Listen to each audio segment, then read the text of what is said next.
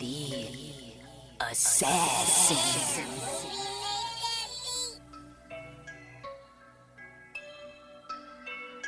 You know I break necks, call me Jack Tate. I have no regrets while your life is fading. I'm a crazy fuck equivalent to Satan. When I'm behind the mic, I feel like the greatest. You know I break necks, call me Jack Tate. I have no regrets while your life is fading. I'm a crazy fuck equivalent to Satan. When I'm behind the mic, I feel like the greatest. What up, y'all? You're listening to Sports Talk with Tropp, and I'm your host, Katie Tropp. Well, I love starting off a show with a big old ha-ha for haters of dumb shit. And I get to start today's show off with that today. So, as a lot of you football fans know, if you're a college football fan, you know Deion Sanders just signed on as the coach of Colorado in this offseason. It's his first season as the Colorado head coach, and I don't know why. But there was just a shit ton of doubters and hate basically since the day he signed on. Now I get it. If you're a Jackson State fan and you were disappointed that he left Jackson State and took on the Colorado job, which you're an idiot because he was always going to leave that school no matter what you think. And by the way, he's going to leave Colorado at some point too. Just so y'all know. Newsflash, about 3 to 5 years, Deion Sanders will be the coach of some other team as well, and it won't be Colorado. And if he is, that just means Colorado's doing really fucking well. But I digress. So during this offseason, you know, there were a couple players who opted to go to other schools, which happens at every single school, basically. There are kids who leave colleges regularly because for many reasons. The majority of the time, the reason is you're not going to get playing time. Or it's a new coach, because lots of times a coach will recruit you and then that coach is fired by the time you're a starter and you may not like what the new coach's system is. So players leaving Colorado was not really a big deal, especially with the players that Deion brought in with him from his move, because that was also something that happened as well. Is what's going to happen is the new coach is going to bring in not only his new coaches, his new coaching staff, a new mindset, but he's also going to bring in some new players with him. And so that's, of course, what Deion did. But for some fucking reason, everybody like glommed on to all these Colorado players going to other schools, and this is just going to be such a big old failure for Deion Sanders. And in Deion Sanders' debut as head coach for Colorado, they got their first ever win over a top 25 school in the history of this college football team. They beat number 17 ranked TCU 45-42. And let me tell y'all, this was a game. I decided to watch this game. I didn't really know, because with college football, I'm very hit or miss. I'm watching every Longhorns game, of course. But beyond that, I pretty much will, pick games here and there. And, it's baseball season as well. There's a good chance I'm actually going to choose to watch baseball over some college football games this year. That's just how I am. But I decided, this game was on. And it was on before the Longhorns game as well. They were both on Fox. So I was like, you know what? Let me watch Deion's debut, because I love Deion Sanders. I've made it clear and known, if you listen to the show, that I love me some Deion Sanders. Loved him as a player, and I'm loving him as a coach so far. And and so I was like, you know what? Let me go ahead and see what Primetime's got for us in his debut. And holy shit, this Colorado team came right out the gate, and they just were on it. They actually owned the first half. Then TCU came out the second half and actually started to get it going. And the entire second half was back and forth. And Colorado was able to get the better of TCU in the end. They scored the last points on the board and would get the win 45-42. Deion's son, he actually has two of his sons on the team, but his son, Shadur Sanders, I believe that's how you pronounce his name. I could be wrong. I don't know. I've never seen that name before, so if I'm mispronouncing it, I apologize. But Shadur Sanders, he is the quarterback of this team. He went 38 for 47 with 510 yards and 4 touchdowns. And then we had Travis Hunter. This motherfucker not only plays wide receiver, had 11 catches, 119 yards, but the dude also plays on defense and is a cornerback. He had an interception, a huge game-changing interception as well. So he had a huge game. This was a huge debut for Deion Sanders in Colorado, and a big ha, ha, ha to all you haters who actually thought Deion was going to struggle. Y'all can suck a fat one, because it looks like Colorado is going to be a legit team. And if Deion keeps doing this, like I said, there's a good chance he ain't going to stay the Colorado head coach. But hey, if he builds something really good here and they actually do something really big, who knows what's going to happen. But it was really hilarious to watch because, like I said, this team actually played a really good game. This was not a fluke. This was not bullshit. This was not, oh my God, it's the first game of the season. Jitters from TCU. No, this was a great game from Colorado. And I'm looking forward to seeing what Deion Sanders has for the rest of his coaching career, but loved what he did at Jackson State, love what he's doing at Colorado right now, and I can't wait to see the future of Deion Sanders as a head coach, because it's been fucking dope so far.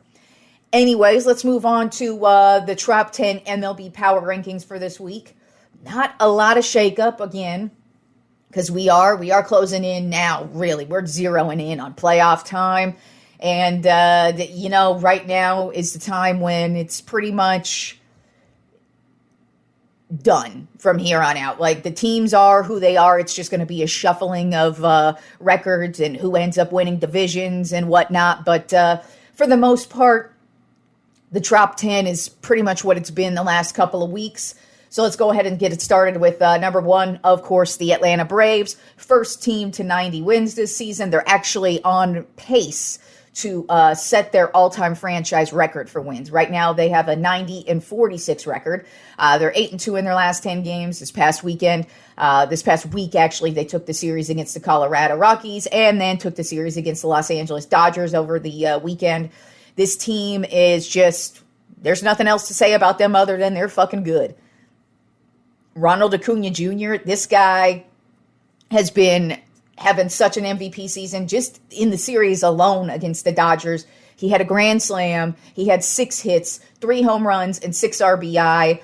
And then you also have Matt Olson, who just continues to have his insane season where he leads the league in home runs, or he's tied for the league lead with Shohei Ohtani with 44 home runs. And then he has the league lead by a mile with 113 RBI. So this guy is just knocking them out of the park. And it's just the Braves. And Spencer Strider leads the league in wins, strikeouts. I mean, this team is too damn good. If the Braves don't win the World Series, it's an epic fail for them this season. Then at number 2 on my Tropp 10 MLB Power Rankings, still have to talk about this dumbass fucking team, the Los Angeles Dodgers. 84-52 on the season, 6-4 in their last 10 games. It was hilarious to watch them get their asses kicked by the Braves, but they did take a series against the Arizona Diamondbacks earlier in the week. And, this team is just, they're just getting better and better as the season rolls on, even though they did get, the Braves did dominate their ass, but still, I mean, they played a great series against them, even though they lost it. Freddie Freeman, he's not getting a lot of talk for MVP, even though he should. Dude's batting at .335, 25 home runs, 89 RBI on the season. So it's just a typical year from Freddie Freeman, and that says a lot because he's second in the league at batting average with a .335 right now. So when you are dominating like that and just constantly getting on base, it's crazy to hear. You don't really hear his name in the MVP conversation, but that's just because Acuna is just having that much better of a season, which just is insane because Freeman is just off the charts right now, right along with Mookie Betts. Then at number 3 on my Tropp 10 MLB Power Rankings of the Baltimore Orioles, overall record of 85-51. They are 7-3 in their last 10 games. This past week, they took the series against the Chicago White Sox and the Arizona Diamondbacks. They just look like they're primed and ready for the postseason. It's just really a matter of, do you believe in them in the postseason? I don't know. We'll see how it's going to turn out.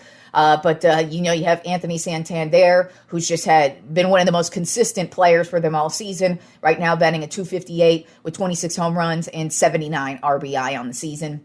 Then at number 4 on my top 10 MLB Power Rankings of the Tampa Bay Rays, overall record of 83-54. They are 7-3 in their last 10 games. This past week, they took the series against the Miami Marlins, but lost the weekend series against the Cleveland Guardians. And it was a really close one yesterday. It went back and forth, but the Guardians ended up getting the better of the Rays in that matchup. And Paradis, he is just having such an amazing season, especially a second half. I mean, the Rays have had just a lot of offensive firepower, and it's just been coming from different guys each and every week. And Paradis, he's just been the guy this entire second half of the season for the Rays. Right now batting at .252 with 27 home runs and 85 RBI on the season. Then at number 5 on my top 10 MLB Power Rankings are the Milwaukee Brewers. Overall record of 76-60. They're 7-3 in their last 10 games. This past week, they lost a series against the Chicago Cubs, but won the series against the Philadelphia Phillies. Christian Yelich is just having yet another resurgent season. It's getting better for him. He's batting at .278 with 17 home runs and 69 RBI. Those are back to kind of like his MVP form numbers. And, the Brewers are just getting actually a lot of offensive firepower in a lot of different directions. The starting pitching's been really solid. It's going to be interesting to see what happens once we get more towards the playoffs, if they actually become a legit contender or if they're just one of those teams who makes the playoffs and is bye-bye immediately. Then at number 6 on my top 10 MLB Power Rankings are the Seattle Mariners. Overall record of 77-59. They are 6-4 in their last 10 games. This past week, they took the series against the Oakland A's, but lost the series to the New York Mets. Julio Rodriguez, he has been on some. He's had a great season, and he's really just been carrying this team, especially the second half of the season. The Mariners have just been really the most consistent team since the All-Star break. Right now, Julio Rodriguez is batting at .285 with 24 home runs and 88 RBI on the season. So it's been a great, fantastic year for him. The Mariners still have the division lead right now, and we'll see if they're able to maintain it, but I definitely expect to see this team make the postseason. Then at number 7 on my top 10 MLB Power Rankings of the Chicago Cubs, overall record of 73-64. They are 6-4 in their last 10 games. This past week, they took the series against the Milwaukee Brewers and then took the series against the Cincinnati Reds. And, Justin Steele has been basically steel. This guy has been one of the most solid, most consistent pitchers from the jump. Dude has 15 wins, a .269 ERA, and 141 strikeouts on the season. If Spencer Strider wasn't having such an amazing year, I'd say throw Steele's name in there for a National League Cy Young Award. You also got to talk about Zach Gallen with the Diamondbacks as well. But, man, Steele has really been the driving force for the Cubs all season. I mean, from the start, nobody has been more consistent than him for this entire team. And he's pitching right now against my San Francisco Giants as we speak. And he's just been fucking fantastic for the Cubs. And it's going to be interesting to see if he's able to maintain that in the postseason because he is a new guy. So is this kind of like nobody's really figured him out yet? So it's going to be interesting to see if the Cubs make the postseason and if he's able to kind of maintain this dominance because he's been the most consistent player on the Chicago Cubs team from the jump. Then at number 8 on my top 10 MLB Power Rankings, I have the Houston Astros. Overall record of 77-61. They are 5-5 in their last 10 games. This past week, they swept the Boston Red Sox, but then they got swept by the New York Yankees over the weekend. So it's been very up and down for them. Actually, for especially the second half of the season, it's been pretty up and down for the Astros. As you could tell that with the one sweep against the Red Sox and then losing in a sweep against the Yankees. That says a lot, especially because the Yankees aren't playing that good at baseball right now. But the Astros just haven't really been that consistent lately, but they're still getting it done, and you really can't count them out. Kyle Tucker has just been having a career year, and he leads the team in all of the batting categories with a .289 batting average, 26 home runs, and 99 RBI. So the guy has been money, And, offensively, there's really nothing bad to say about the Astros. Same with their starting pitching. It's just consistency. For some odd reason, they just really haven't been that consistent. It might be the injuries because, Altuve, he got injured again. He hasn't hit the injured list just yet. But, he's been battling the injuries. Their starting pitching has been having issues with injuries. Jordan has had some injury issues. So that's just been kind of their thing, is consistency. But then again, this is the time of year when the Astros pretty much get it moving. And so you can't count them out just yet. But I don't know if they look like they're World Series ready at this point in time. Then at number 9 on our top 10 MLB Power Rankings have the Minnesota Twins, overall record of 71-66. They are 6-4 in their last 10 games. This past week, they lost the series to the Cleveland Guardians, but then took a series against the Texas Rangers. They do maintain a pretty solid lead right now in their division, so they are right on course to win their division. And it's really been all about their starting pitching lately. Joe Ryan, he's got 10 wins on the season with a 4.20 ERA at 166 strikeouts. And then Sonny Gray, who's really been one of the more consistent pitchers since he hit the league. He's kind of been injury prone ever since he got traded to the Twins a couple years ago. But this season, when he's healthy, he's actually been pretty solid. He's got 7 wins on the season with a 2.92 ERA and 156 strikeouts. So the Twins look like they're in line to maintain this division and move on to the playoffs. And then rounding out the top 10 this week are the Philadelphia Phillies, overall record of 75-61. They are 6-4 in their last 10 games. This past week, they took the series against the Los Angeles Angels and lost the series to the Milwaukee Brewers. Speaking of starting pitching, the Phillies, their starting pitching has been very solid in this entire second half.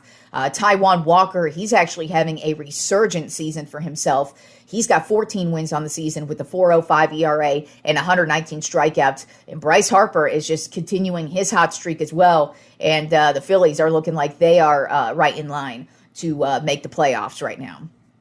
And now turning to football.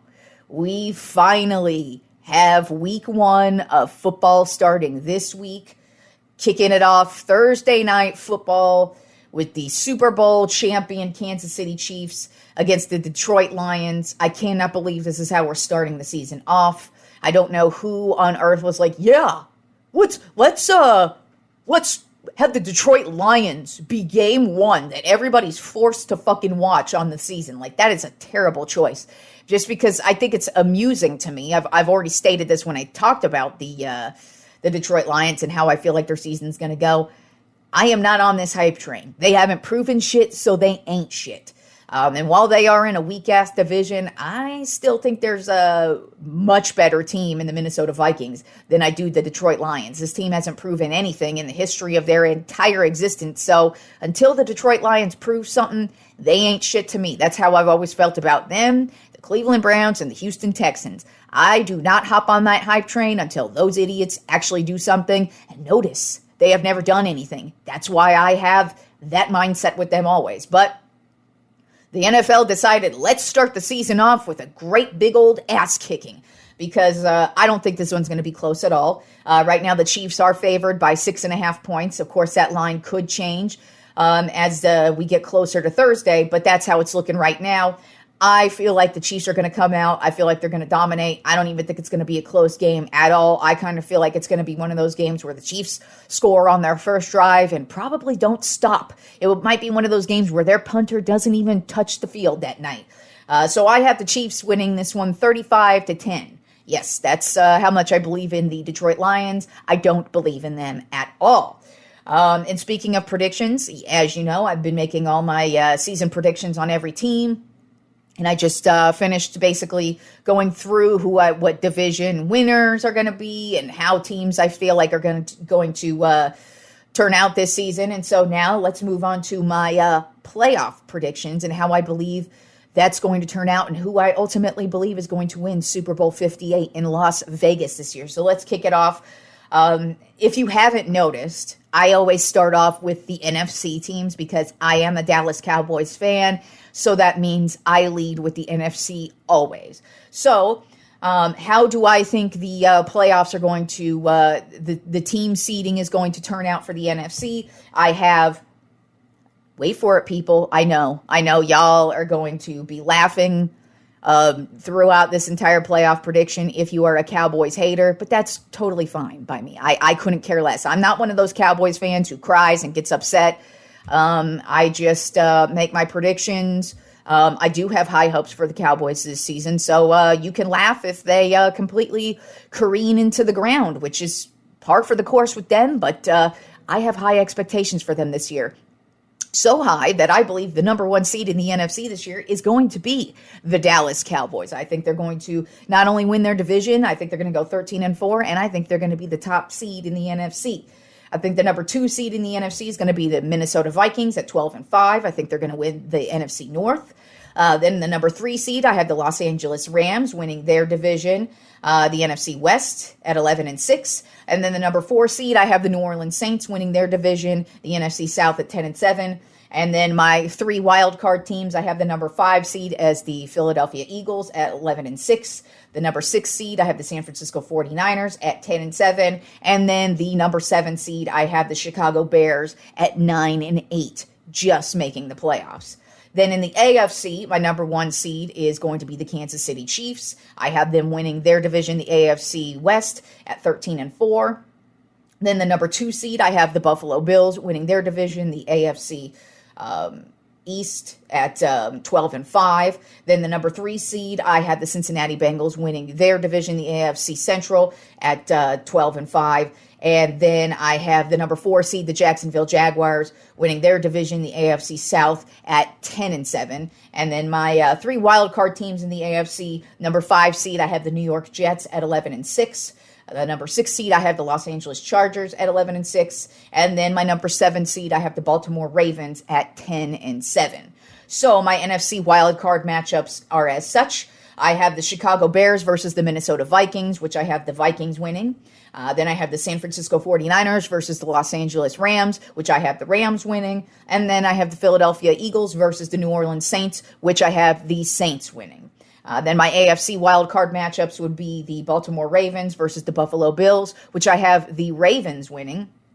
Then the Los Angeles Chargers versus the Cincinnati Bengals, I have the Chargers winning. And then the New York Jets versus the Jacksonville Jaguars, I have the Jets winning. So if you, I know it's difficult to keep track there, but I actually, in the NFC, have all the home teams winning. And then in the AFC, I have all the away teams winning in those wildcard matchups. Then my NFC divisional matchups would be the New Orleans Saints versus my Dallas Cowboys. Yes, I have my Dallas Cowboys winning that matchup. And then the Los Angeles Rams versus the Minnesota Vikings. I have the Rams winning that matchup. And then my AFC divisional round matchups would be the Baltimore Ravens versus the Kansas City Chiefs. I have the Chiefs winning that matchup. Then the Los Angeles Chargers versus the New York Jets. I have the Jets winning that matchup. So my NFC Conference Championship matchup would be the Los Angeles Rams versus my Dallas Cowboys. Yes, that would be the first Cowboys championship game in many moons. I believe the last time they made the championship game was, in 96 when I was in 5th grade. So, yes, I have them not only going to the championship game, but I have them winning the championship game. Then the AFC Conference Championship game would be the Kansas City Chiefs versus the New York Jets. Yes, in Aaron Rodgers' first season as the New York Jets quarterback, I have him taking the Jets, who are another team similar to like my Cowboys who haven't won in forever and a day. I have him taking them to the AFC Championship game, but I have the Kansas City Chiefs getting the better of them, and I have the Chiefs winning that matchup. So my Super Bowl 58 matchup is my Dallas Cowboys versus the Kansas City Chiefs. If you do not know, the Kansas City Chiefs are actually the original Dallas Cowboys. They were actually the Dallas Texans until they moved to Kansas City and became the Kansas City Chiefs. Then the Dallas Cowboys, they formed, and I think like the year after the Chiefs left, actually the Texans left and moved on to Kansas City. So that would be a pretty interesting matchup, just historically, if you're an NFL fan. But yes, my Super Bowl 58 matchup, my Dallas Cowboys versus the Kansas City Chiefs. And I am going all in, bitches. I got my Dallas Cowboys as the Super Bowl champions. So you're either going to be laughing really hard at me when the Cowboys don't do shit this season, or, honestly, if the Cowboys make the championship game, I'm going to be happy with that. I'm happy with that. But I want to see not only go to the Super Bowl, but a Super Bowl win. I mean, this team really is poised to do it. They are a solid team. We've got an excellent defense, and that's where I think the edge will be in this matchup, is that the Cowboys defense will be able to get at Patrick Mahomes and just get him to make either a few mistakes or just make him not the typical driving force he usually is. Kind of like that Super Bowl they lost against the Tampa Bay Buccaneers. That's kind of how I see this going, is where the Dallas defense will take over the game, be able to contain Patrick Mahomes as best as you can. Cowboys offense, I think, is going to be really good this year. And so, yeah, I've got my Cowboys winning Super Bowl 58. So how y'all feeling about that? By the way, I'm not the only person who's picking them to go this far. It's very shocking to me that there's actually people not laughing at the Cowboys this year, which is very shocking and odd. But, these are just stupid ass predictions. Anything can happen. I know I'm not the great, powerful oracle. I always go back and recap all my predictions as well. So we'll see how wrong I am once we get towards Super Bowl 58. But I am fucking excited that it's week one. The best thing about week one for all of us football fans is that all of our teams are in it. It doesn't matter just even making predictions. I was going through all the matchups just this morning, and I'm like, damn, you never know what's going to happen. Week one is probably the most tricky week of NFL football, because even if a team gets blown out, they could still be the Super Bowl bound team just because, their bad game was the first game of the season. You just never know what's going to happen. The first game is always weird. First week is always weird. So it's just nice being an NFL fan right now, because all of us are excited. All of our teams have a shot. We're all Super Bowl bound right now. And I'm just excited to get it going because, football. So with that being said, since football begins this week, starting next week, I'm going to go back to doing Wednesday shows. So I'll be doing Monday, Wednesday, and Friday, because I will be doing my NFL Power Rankings on every Wednesday show. So I'll be back to that next week. But this week, Thursday Night Football, it all kicks off between the Kansas City Chiefs and the Detroit Lions, and I can't wait. I'm super excited about it. And I am ready for some football. So I hope y'all enjoy the week of sports. I hope y'all are ready for some football just like I am. And I will talk to you motherfuckers on Friday.